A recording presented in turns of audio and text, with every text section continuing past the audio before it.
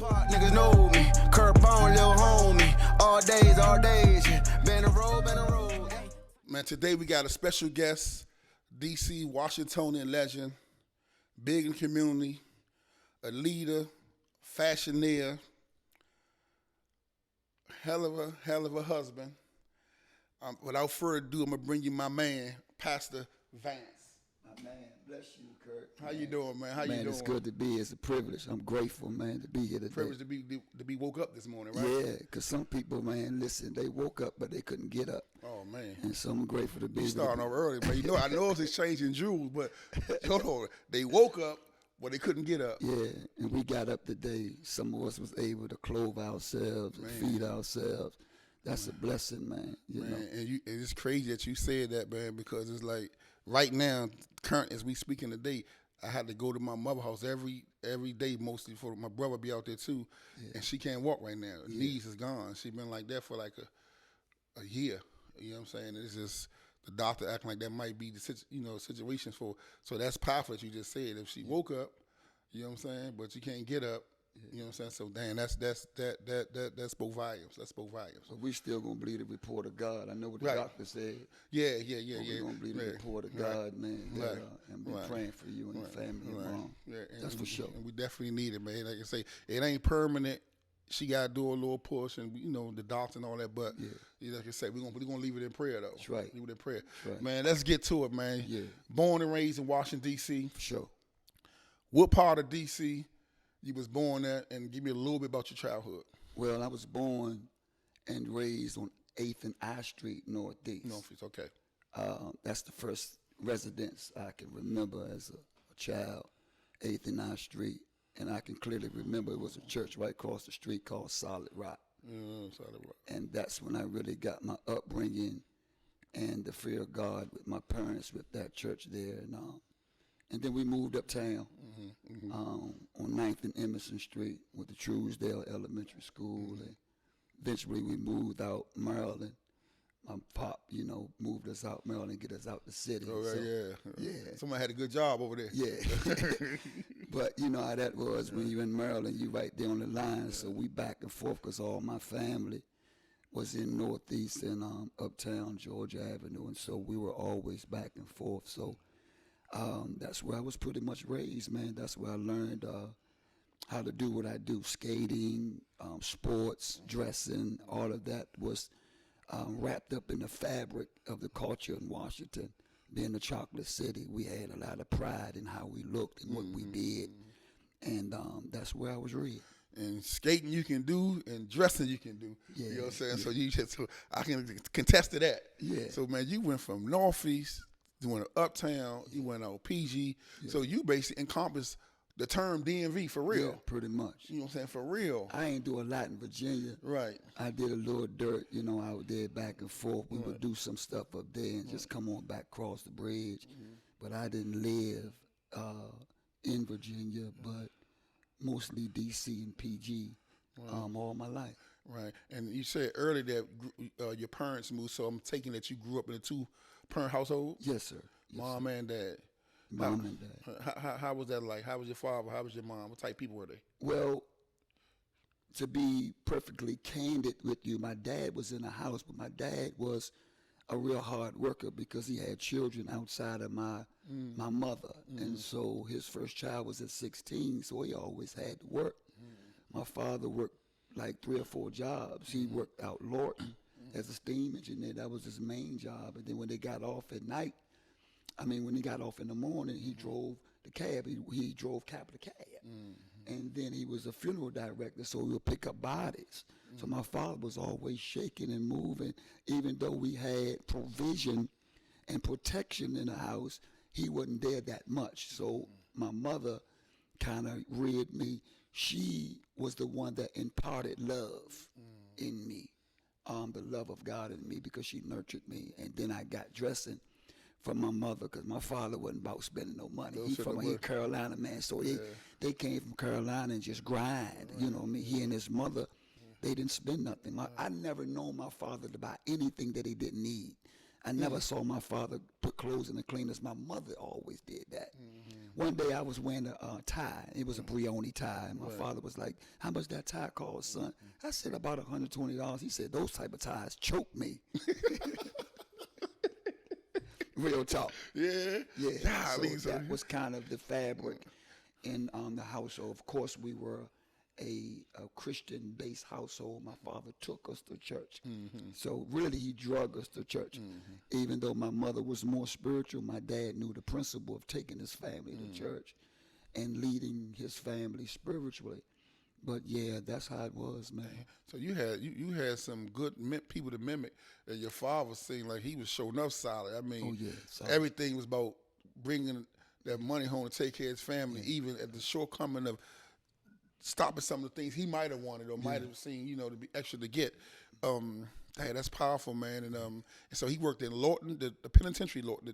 Lawton. And then he went home and worked in a funeral home around dead bodies. Yeah, it's funny, man. My father, when he was working at Lawton as a steam engineer, my brother was in Lawton. In Lawton. Yeah, that was funny. But God has a special way, man, of putting things together. But my dad was a hard worker, man. He was my fixer. He was very militant, though. And if you really get in my story, his militancy kind of pushed me away from him. Because I was scared of my father. I was scared of my parents didn't play with us. Right. I was scared of my father. His voice rang like a bell in our house. Right. And so I was scared of him, but it kind of pushed me away. I rebelled from the militancy, and my mother showed me the love. Now, I kind of go back and be like, I started to love my father later on as I became a man and appreciate what he was trying to put in me.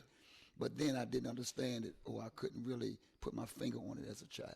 Right. That's deep. And my stepfather, similar story like that, was hard on me, and I used to be young and said, man, this man not even my biological. You on my neck like this. Yeah. But as I got older and started getting to the woods of life, you know what I'm saying? I say, man, this man was building a man. Yeah. You know what I'm saying? I just couldn't see it. So how did as you got older and you started taking some of those principles that you learned from him and apply it to your life and apply it to your walk, or how did that work out? I literally apply them to my life even today. As a 59-year-old man, my father would say stuff like this: plan your work your plan, or you plan to fail. That was hit that again, man. This changing jewels, man. Hit that one more time. He says, plan your work your plan, or you plan to fail. Plan to fail. That's what he's been saying for several years, and I use that for today with my vision, with my businesses and my ministry. Right, that's powerful. I know you say he worked down Lawton. You had a brother went down Lawton. I know you're a man to claw for God, but coming up, did you have any running with the laws? You ever got in trouble for anything? Oh, man, listen, that's my story, man. Of course, you come up in the mid-'80s. I was right there in that game. And, in that game, I got strung out. I started out getting a lot of money. I was 17 years old going to Howard University. From a scholarship from Suitland, I started out getting a lot of money because there was a lot of money in our city. And, a lot of people talk a lot about the glamour and the drug game of selling drugs, but we never hardly talk about the drug addict that survived it. Right. The other side. And I was one of those that I thought I was different than a crackhead because I was still getting money and dressing, but I was still getting high. Right.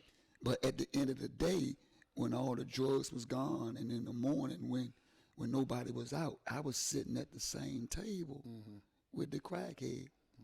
So I had to really label myself no different. Right. And then, of course, through the pain of getting, arrested, getting locked up for selling drugs and getting high, I finally surrendered. Right. And my life changed.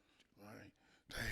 So that was a deep experience. So any of those moments when you sit at the table, and you looking across there, happening, was your future at all flash through your mind? Or you just living in the moment that you right here at this table, getting high? What was going through your mind like that? Listen, I got strung out on coke at 21. I'm talking about floor place. We called it freebasing before the crack hit. We just had the powder and we cooked it. And at 20 years old, I was strung out on cocaine. And I did whatever I had to do by hook or crook to get high. I was no different than a crackhead. It was just because I could dress, I had clothes, and the youngest would always give me coke. I sold a lot of coke, but at the end of the night, I smoked it all. Right. So in the morning, I'm broke and got to start over again. And so it became this vicious cycle. And I thought I was different, but I was no different, because at the end of the morning, when all the coke was gone, when the shop was closed, and I had a lot of coke and smoked it all, we all sitting at that table together. And in the morning, nobody had no coke, and we had to do what we had to do to get high for the next day. It was a vicious cycle. And some of the things I did, I crossed lines to do what I got to do to get high. You feel me? And so we talk a lot about what happened, and the drugs and the money and the glamour and the glitter and the shiny stuff, but there's not a lot of coverage over the addict who survived it. Overcame, Yeah, I survived it. So now I've been clean 32 years. Man, that's a blessing, man. That's a blessing, man. That's a round of applause for that. That's a blessing, man. Definitely, man. Real Definitely. Lord, and you maintain your you still was fly, even though you was dipping like that. They still was That like, was the man. hiding point, because I looked like Versace on the outside, Yeah. but I felt like Kmart on the inside. Oh man, we want to get spiritual here, man. Yeah. Versace on the outside, Kmart on the inside. I was a dressed up garbage can, because I really didn't like Vance. So drugs was not my problem. Vance was the problem. Drugs just was a symptom of my problem, and I hid it. Because all of my life, to be perfectly honest with you, it was a competitive thing with me, because I had a cousin that got killed. Okay. In 89. They ran in his house and killed him. Right? Had a lot of money. At the time, I was in rehab. Okay.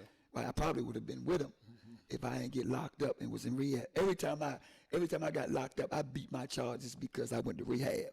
My alibi was, man, I'm out here selling this coke to get high. And so when I was in rehab, they ran and killed him.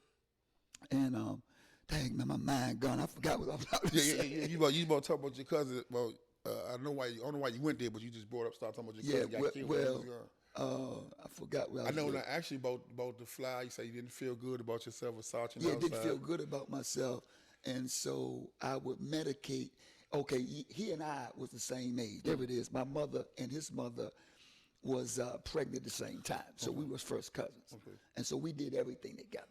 By the time we were 17 and 18, even though I moved up Maryland, he still stayed uptown. He went to Roosevelt. But we were saying, so we did our thing together. We started getting money around the 80s. And so once he got killed, I kept on getting high to try to hide the way I felt. And but my family seemed like they favored him more as a kid. So I always had to do extra to get their attention. So I had to dress better. I had to play basketball better. I used to beat him up. I used to do everything I could do to get his attention. So, because I didn't like and I couldn't understand why my people looked at him better. And so I did everything to make me feel better on the outside. And deep down inside, I didn't like myself. So when I found that drug, when I hit the boat the first time, and it took me outside of myself, even though I got butt naked. I remember one night, I know I'm all over the place. Y'all can chop it up. Hey, look, that's why we brought you, man. Y'all can chop. You're a testimony. Yeah, I'm all over the place. My story's so long. I'm 59. Right. I've been in it long. I remember when I got a trip out on the boat. I was around, I guess, 19. I was leaving Howard one day, and I got family that live in Edgewood, so they had a lot of weed and a lot of boats. So he had brought the boat around. I tripped out, so we were living out District Heights at the time, and I came home and went in the backyard and got butterball naked and told my family that I'm gonna baptize everybody in the backyard, and we didn't even have a pool. I'm telling you, I'm talking, man, if I'm lying, God can kill me right now, man. I'm telling you, man. So everything that entailed in the city in the 80s, I was kind of like You engulfed it all. Yeah, man, I survived it, man. And a lot of people didn't survive it. A lot of people died, and a lot of people got killed. But I'm still here to talk about it, man. And I'm not ashamed of it. And if my life could do over, I wouldn't do it over, because had I not gone through what I've been through then, I wouldn't be the type of man that I am. Exactly, right. And Pastor, this is one of the main reasons why I wanted to talk to you. You know what I'm saying? Because you always kept it real. The community know you was keeping it real. They see you. They see you in the church. They see you in the skate ring. They see you in the community. See you walking the hoods, trying to do stuff with the community. You know what I'm saying? So, and your testimony is why you who you are today, which you already know that. Yeah. You know what I'm saying? So, man, and a lot of people didn't make it. Yeah. In those years you talking about, the murder capital, multiple years in the row. Not even talking about the overdose part of it, just the murder part, and then the overdose. Like a lot of people didn't make it. So your life is a testimony, man, and that's why we wanted to have you, man, up here for that, man, for people from the outside of the Washington area. He said, the boat, that's PCP. Yeah. Love boat. Love boat. And him getting naked.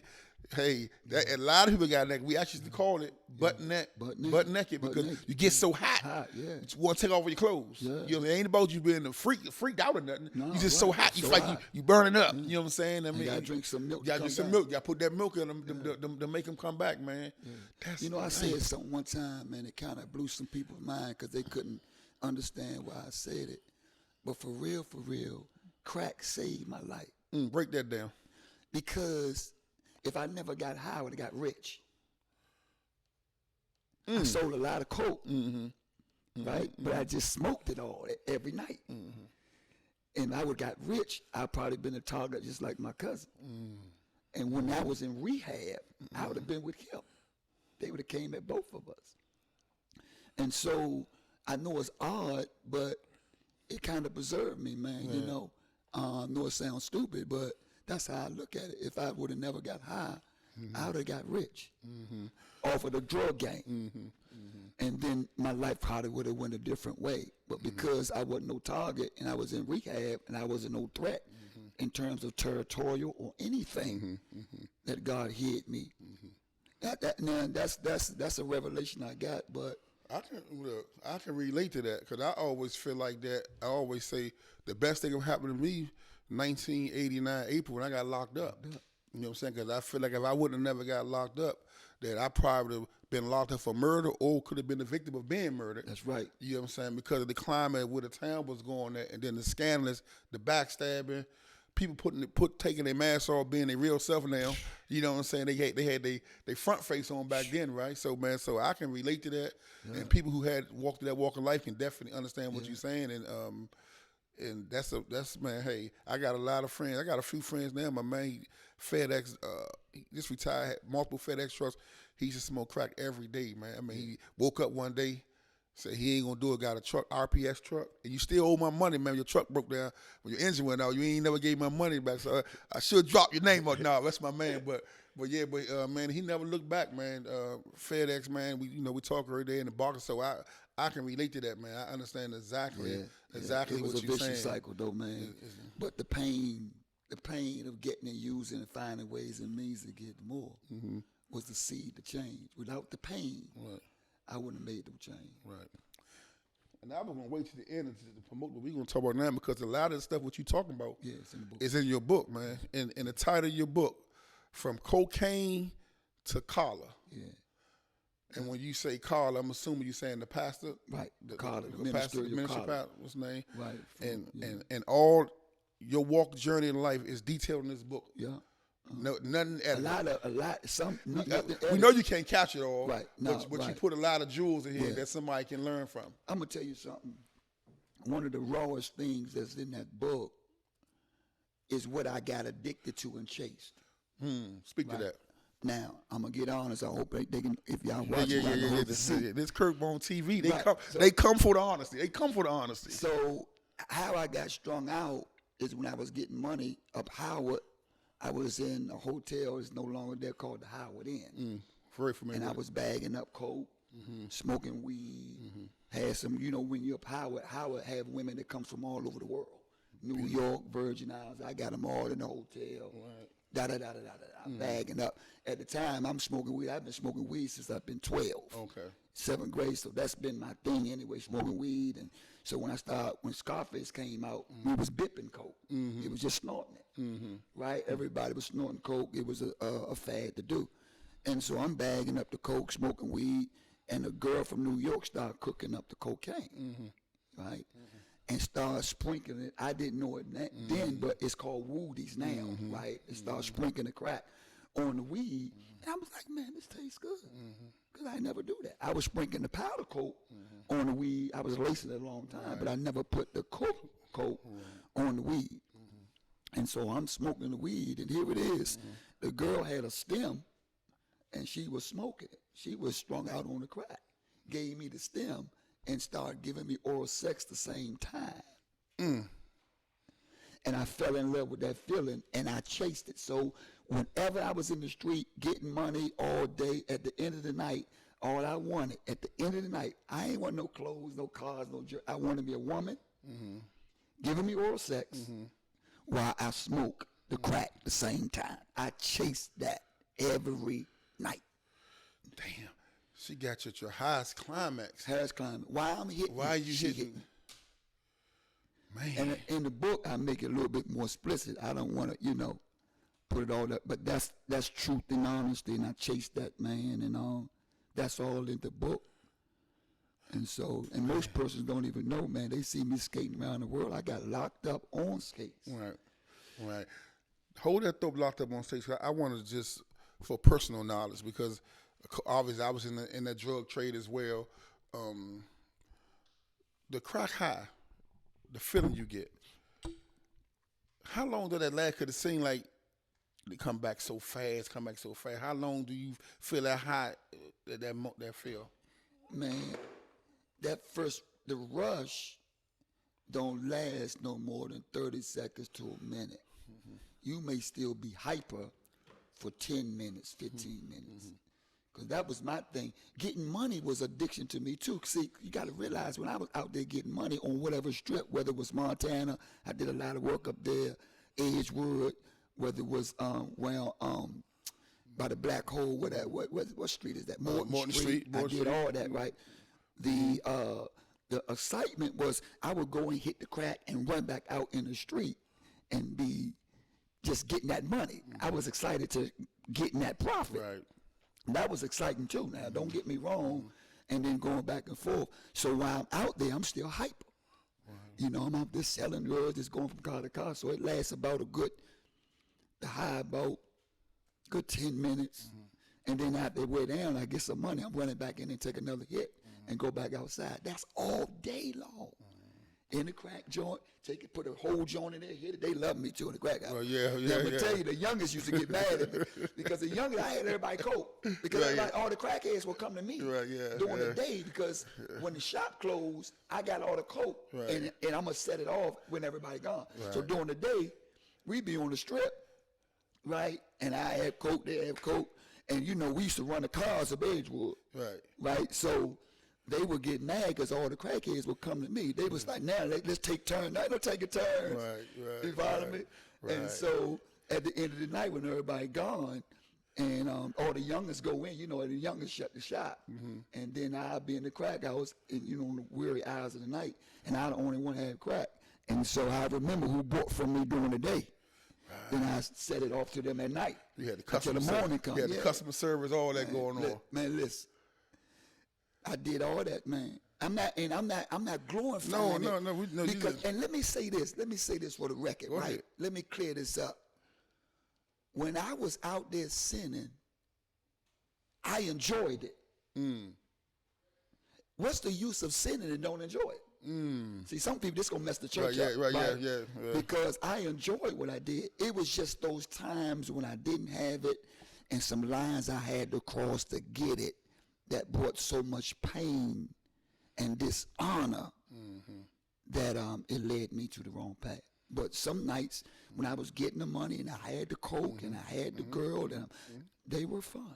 And that's 1,000% transparency, because that's the reason why people relapse to the world. Whether you, like you said, something you touched on earlier that might went over the head, you can get addicted to chasing the money as well as using the product.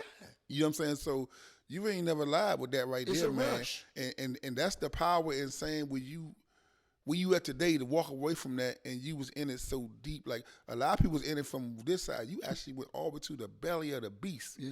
You was in the crack house. Yeah. You right there You know all what the I'm saying? facets. I still went to all the go-go's, right? You would never knew I smoked coke on the outside. Right.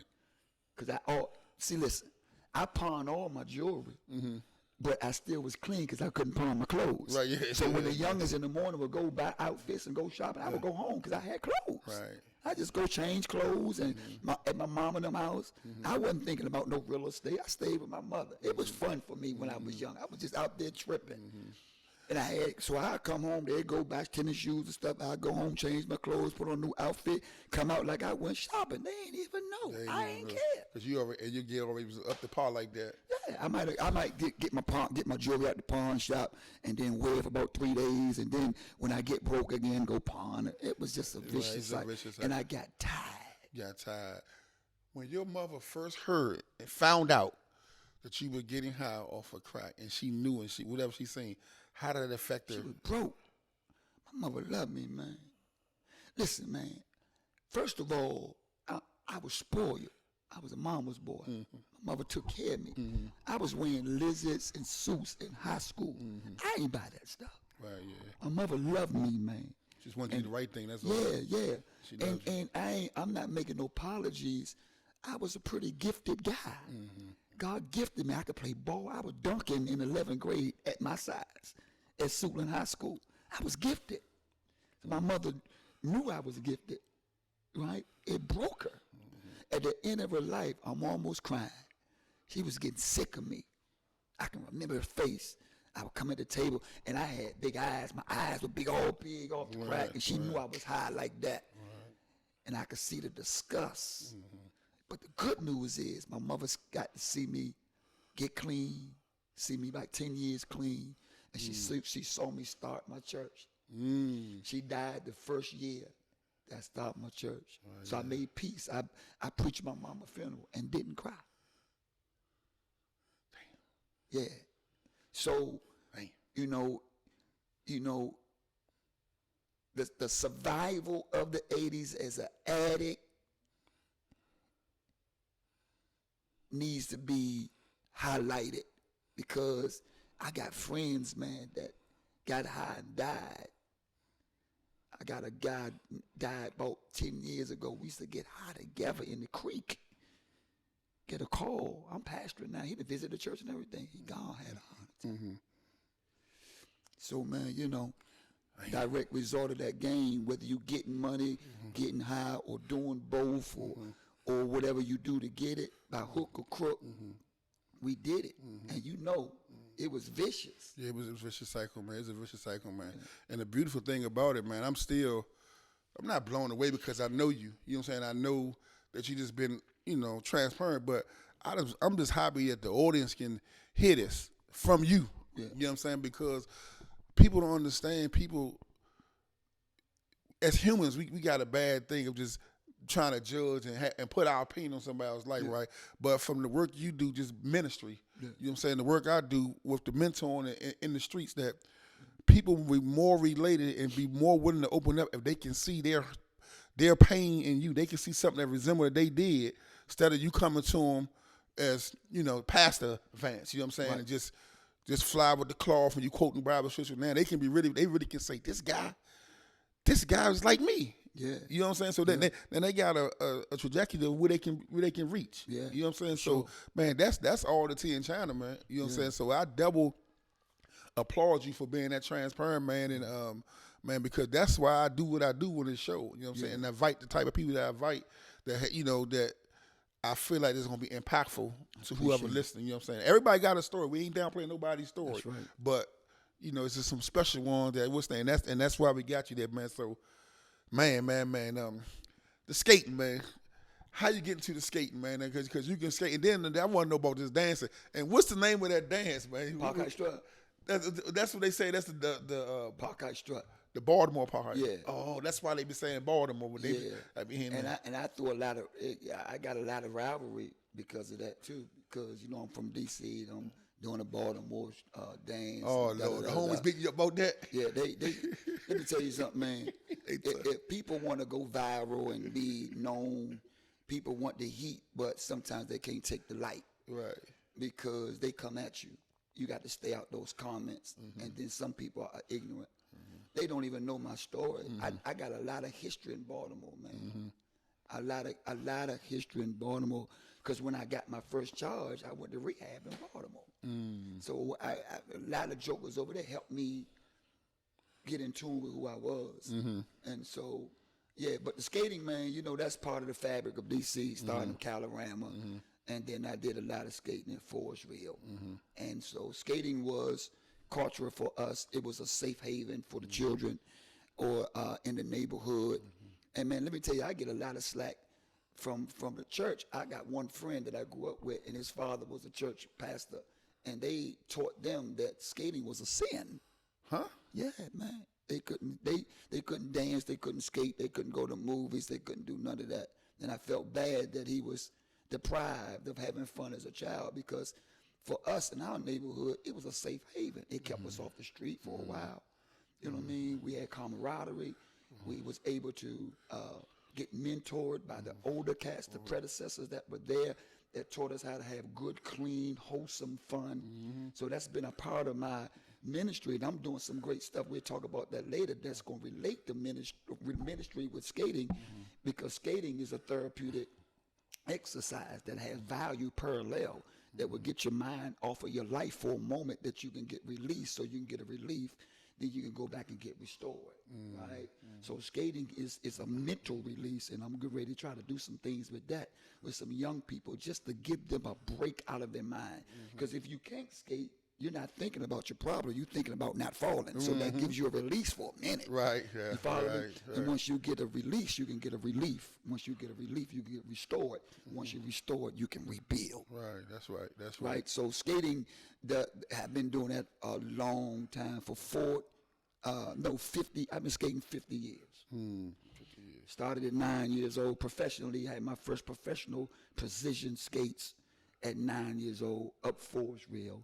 And I've been skating in and out because, you know, like I said, it ain't been consistent, but, you know, I get in the world, I go to college, I start doing that, but I always come back to skating, back to skating. And during the pandemic, when everybody was locked up in the house and the skating rinks were closed, and me and my wife was trying to find smooth places we can skate, I grabbed those skates out of my closet and skated. But 1993, when I told you when I was getting money and getting high, I came out Maryland and was selling coke out Maryland to get high around Homer Avenue. Homer Avenue was no longer there. Right. But I pawned my car. You know, back then we was pawning cars. We were doing everything. So I had no transportation to get to District Heights to Homer Avenue in Suitland. So I got those skates, and I would skate all the way from District Heights to Suitland so I can sell drugs on skates. And I got locked up in 93. And the bottom line is they ain't really want me. They rescued me. I wasn't getting no money. I sold a 120 rock and got locked up with a marked bill. You feel me? But I didn't get arrested. I got rescued. They ain't want me. They got me off those streets. I'm facing time on the skates. And I told God, if you get me out of this jail, get me off these drugs, I tell the world. And now here I am at Kirk Bones Show, telling the world about my story. Telling the world. Raw, rickety raw, like Rance said, rickety raw, rickety raw. No cut. Man, so that's and I'm all over the place, but it's but when you talking from your soul, it ain't no coordination with that. You know what I'm saying? Ain't no timeline with that. You know what I'm saying? So we like that, man. So when did you knew you was going to be a pastor though? When you knew that was going to happen? I knew that on 8th and 9th Street. Okay. Knew that then. 8th and 9th, when I told you. Northeast. And I knew that.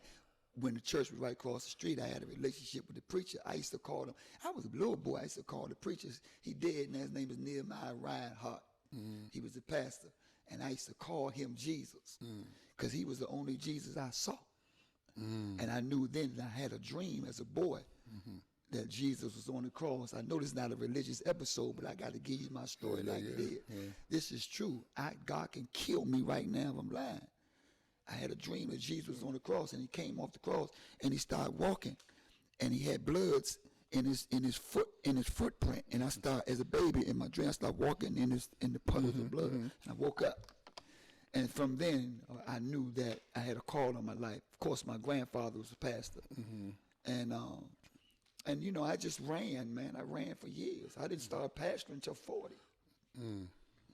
But I used to feel intimidated because when I went to seminary, if you notice now, when I be talking or I be doing lives and stuff, I never tell people about my accomplishments. I don't never tell them I got degrees. I don't never tell them I'd rather show you my infirmities to let you see the glory of God, how he pulled me out. But I done lost what I was going to say again. I got so much in it. Hey, man, you dropping, man. Man, I forgot. Man, you dropping, man. You pastoring, man. I was when I you went that way. It's you so much. Yeah. I went in another direction and forgot where I was going. Oh, yeah. Hey, look, man. Look, I know you said earlier. But yeah. So as a pastor, I knew that. I just ran for 40 years, man. And when I came in seminary, some of the guys were like 19, and they quoting scripture. They knew all the church stuff. And I was like, man, I don't think I'm going to be able to make it with these jokes. I'm 40. I can't quote scriptures and preach like them. They young. And this old dude said, while they were in church, you were in the street. So you got a little bit more to tell. So now my word be coming from experience, because I know what it is to be in that ditch. I know what it is to be broke, strung out, messed up, tore up. But I know what it is to come out. So you can't tell me how to come out if you ain't never been in.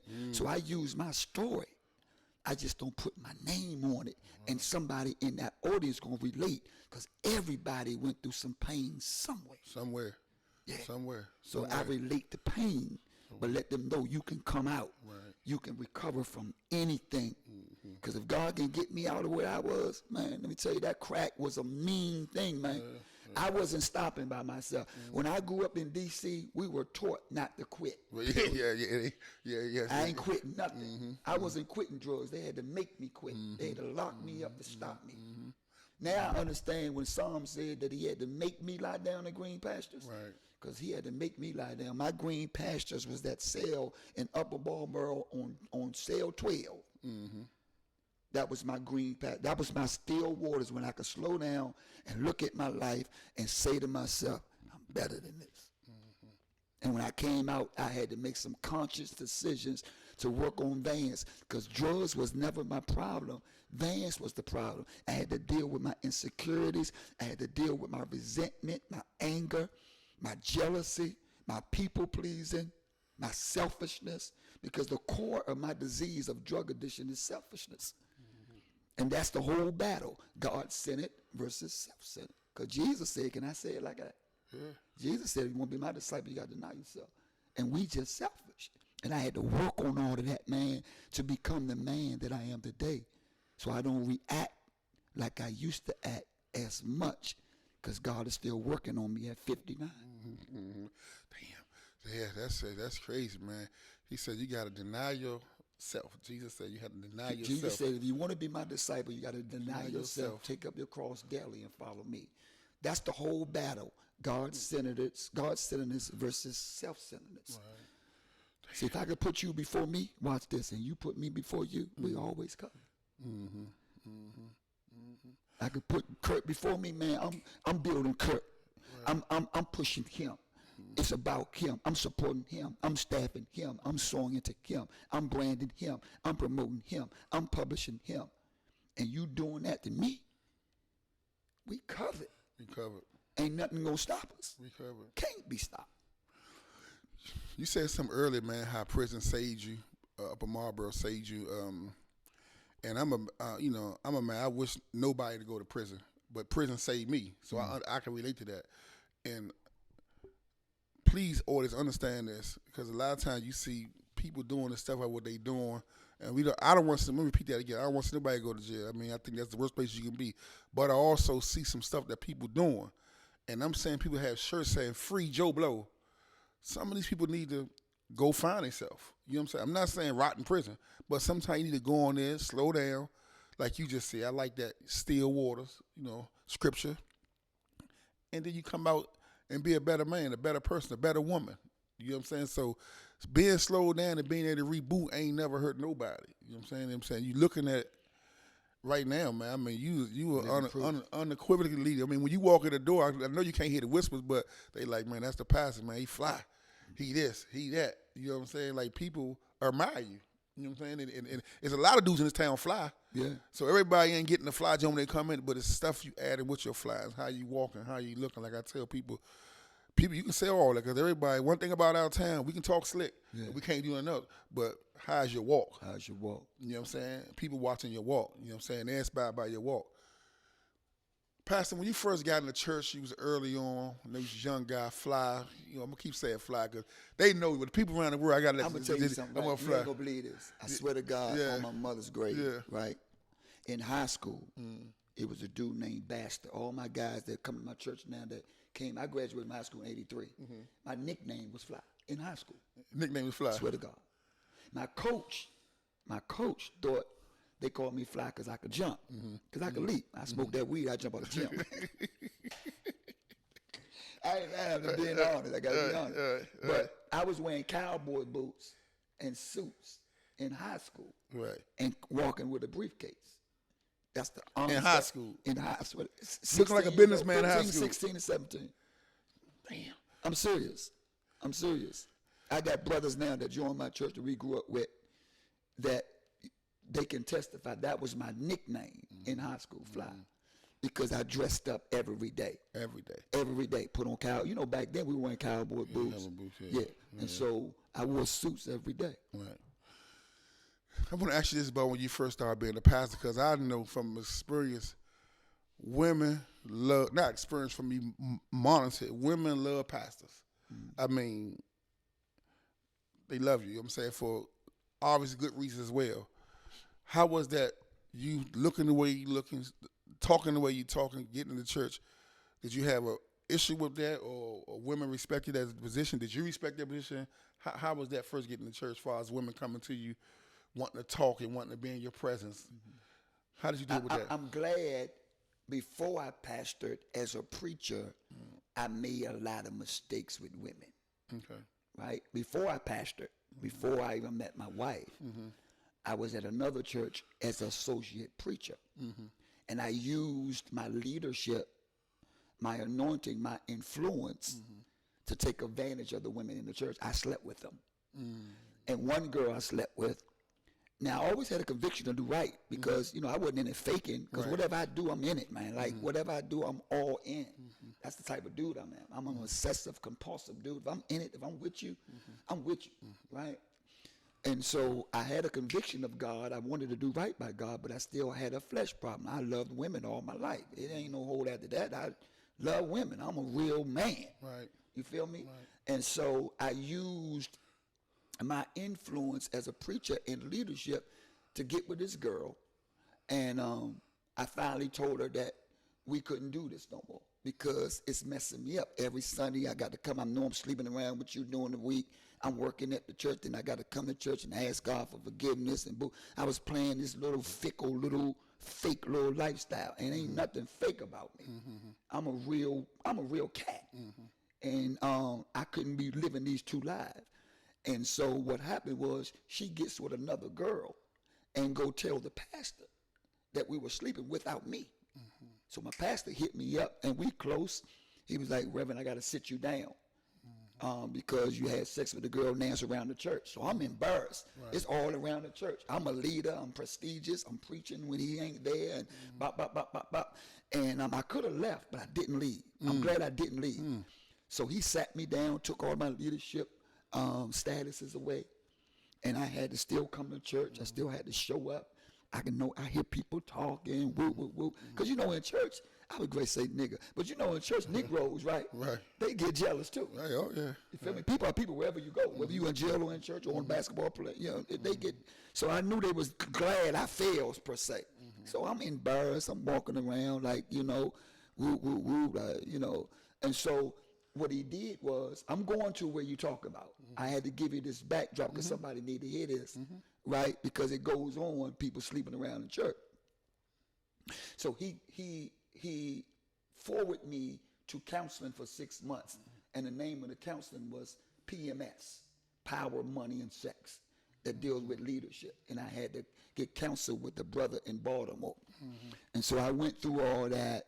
Make a long story short, he pulled me up in front of the congregation, restored me, bop. Now, that counseling helped me to deal with my womanizing issue. Okay. Because when I come up, all we wanted to do is get with a girl, hit her, and quit. That's what we did. We, we gonna hump and we out, right? And that's all I knew. And I brought that behavior in the church, and I had to work on that part of me. So I worked on it, and I took my side of the story. Right. I ain't blame her for doing it, and I changed. So when I started pastoring at 40, I met my wife. And of course, young girls joined my church. But because I worked on myself with this womanizing sexual fleshly problem, right, I shut it down. And women that came to me, honestly, let me know that they wanted me because I didn't take advantage of their vulnerability. Now today call me dad.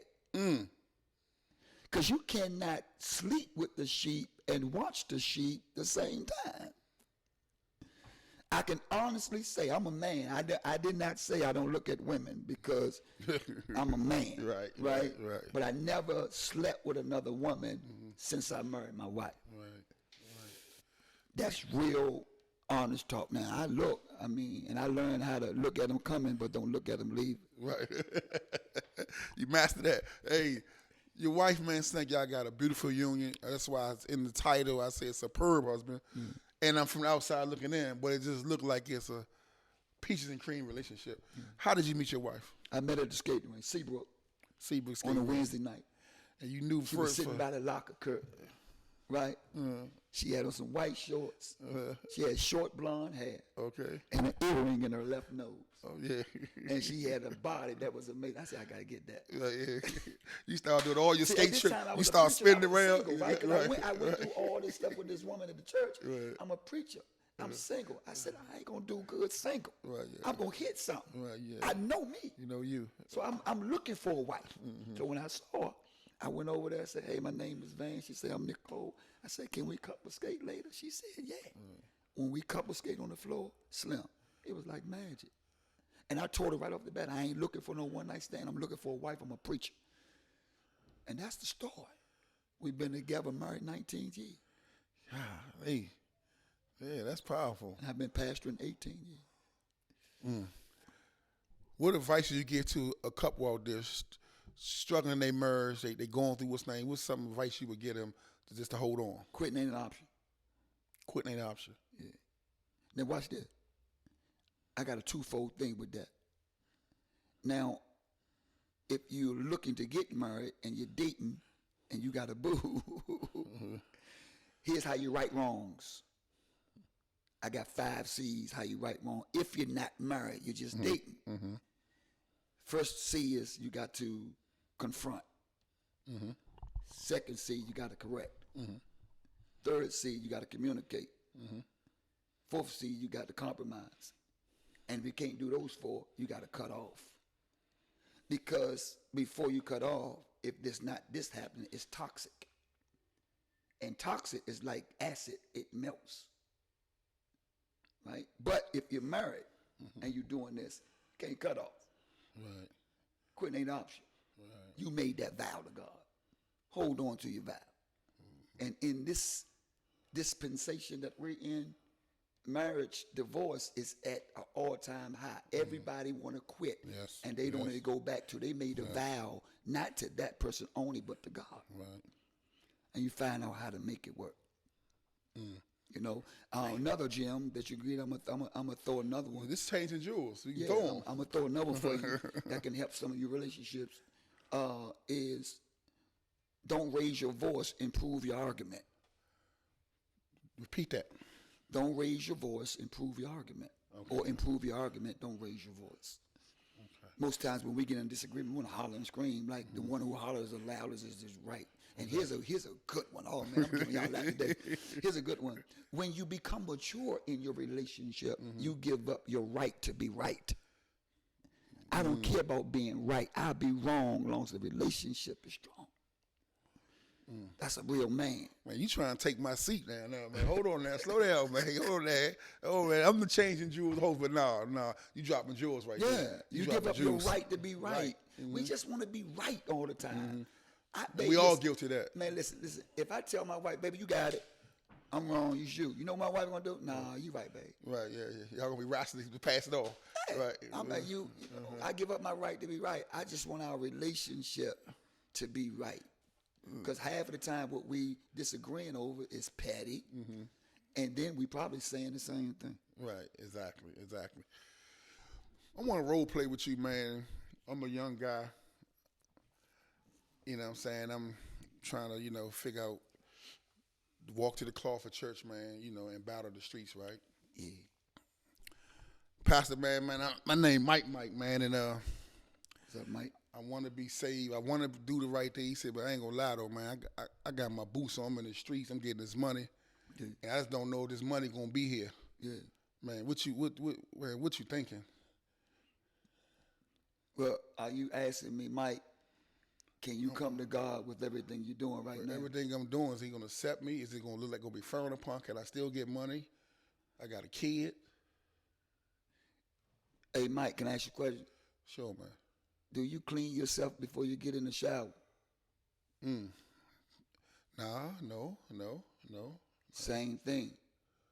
You don't got to clean yourself to come to God.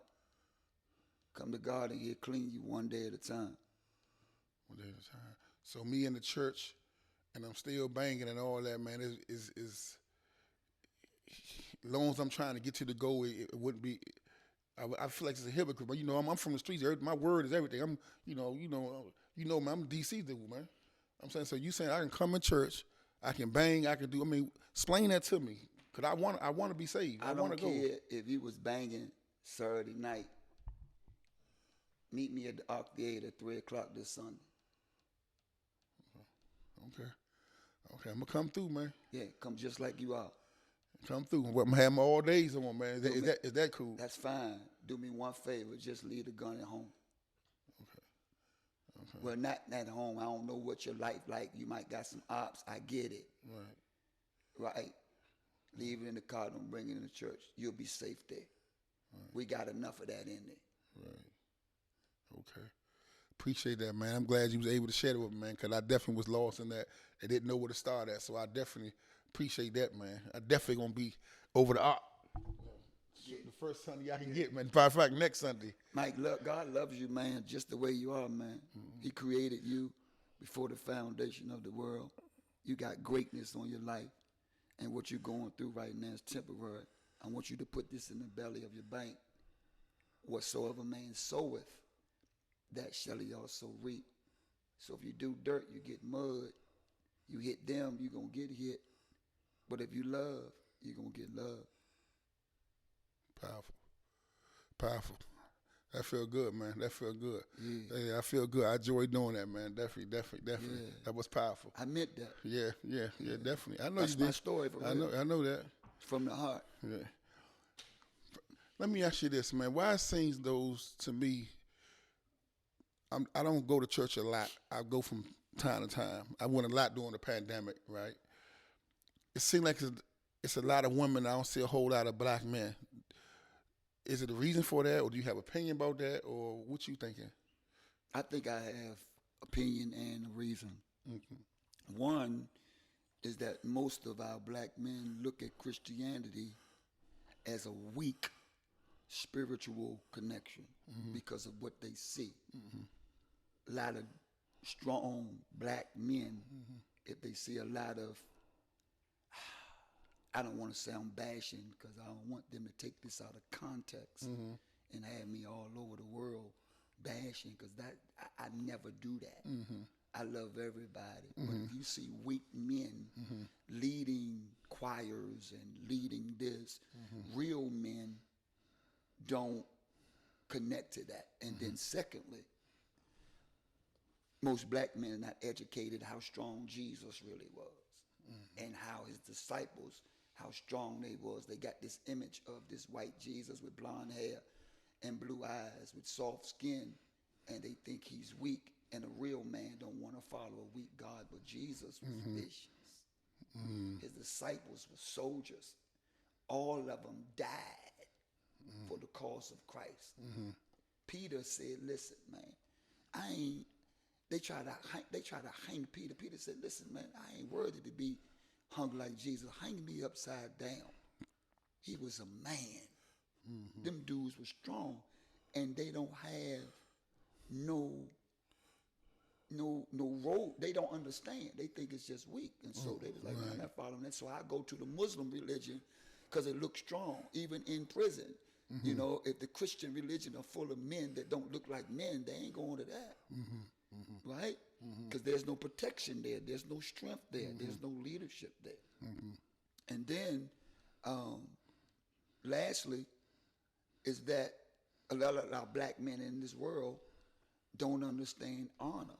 So it's hard for them to follow a man because they don't want nobody to tell them what to do. They don't want no structure. They don't want accountability. See, if you're accountable, you become responsible.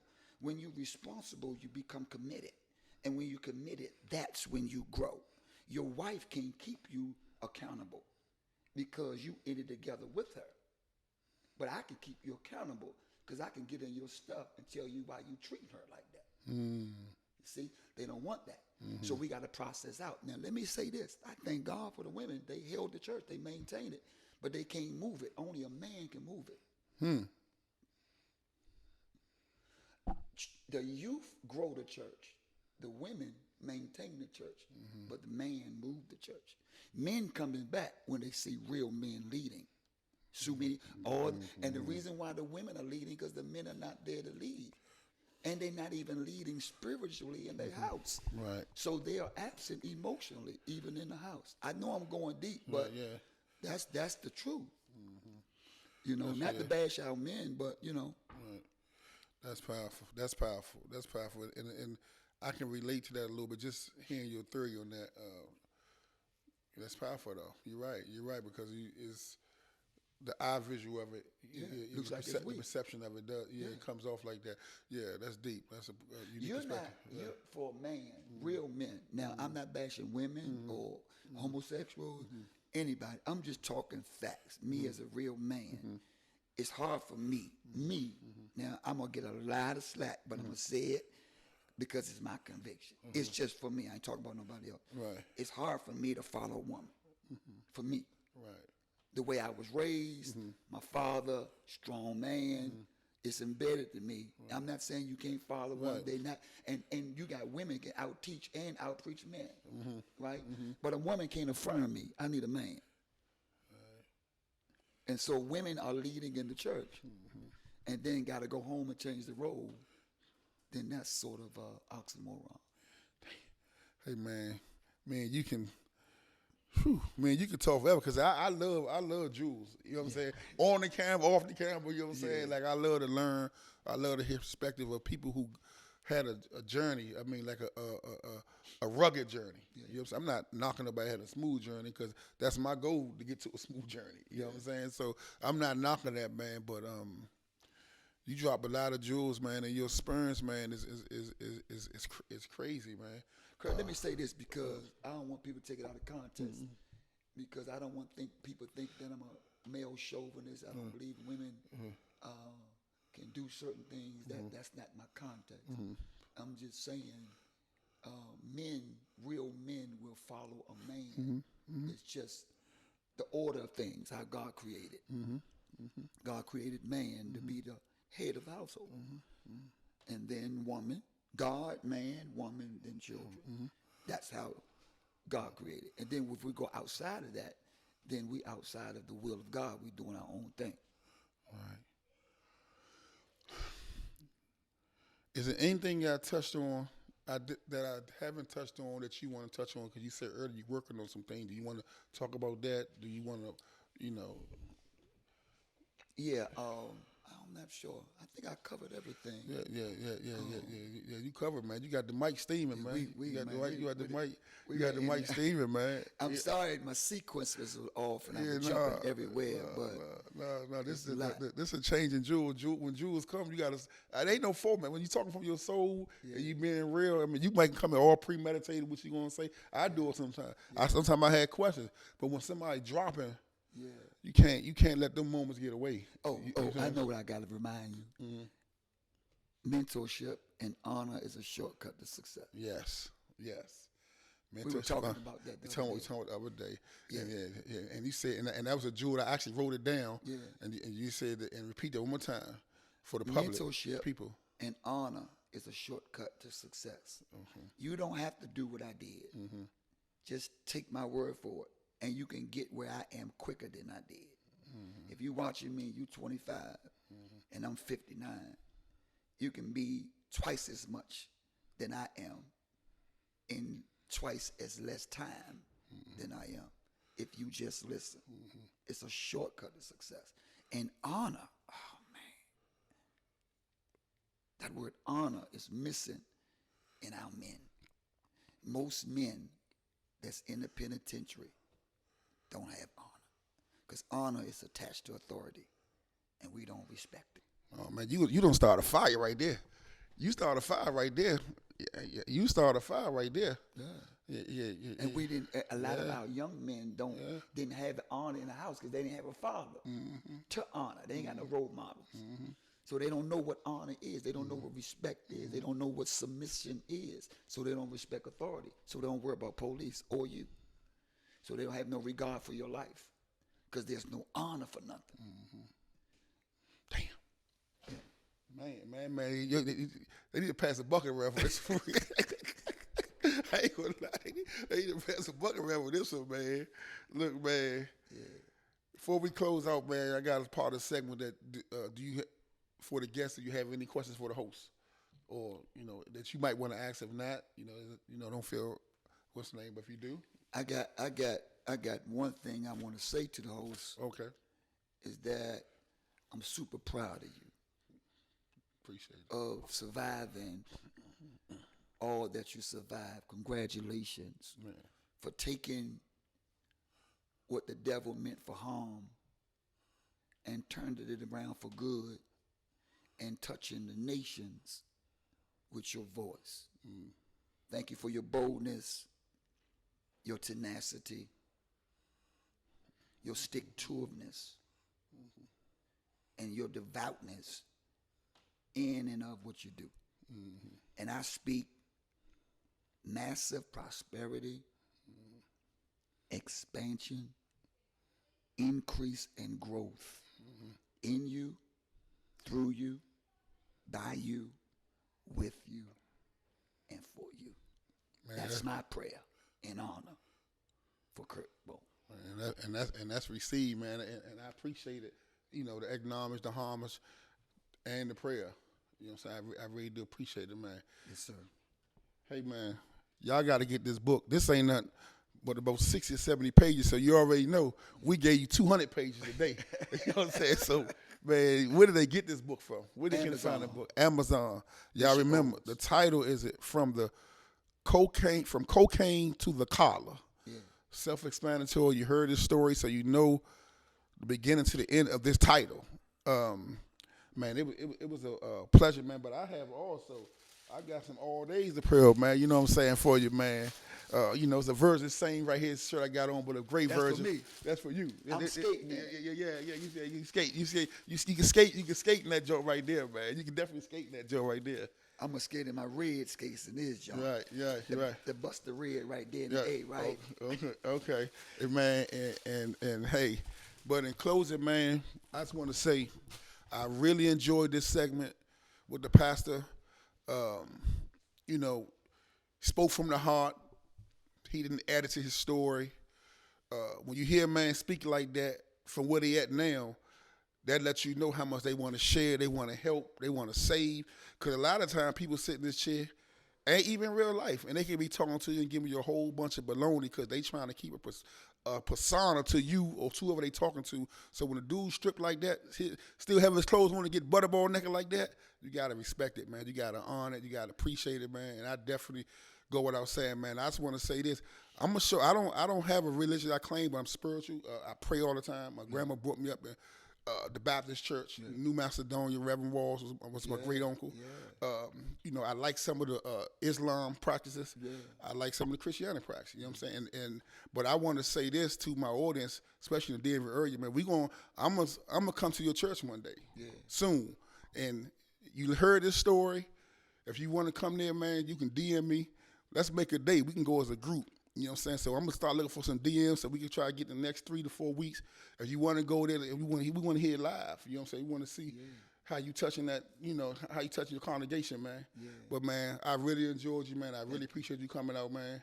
And make sure whatever y'all do, like, subscribe, and share Kirkbone TV. Thank you for watching Changing Jewels on Kirkbone TV.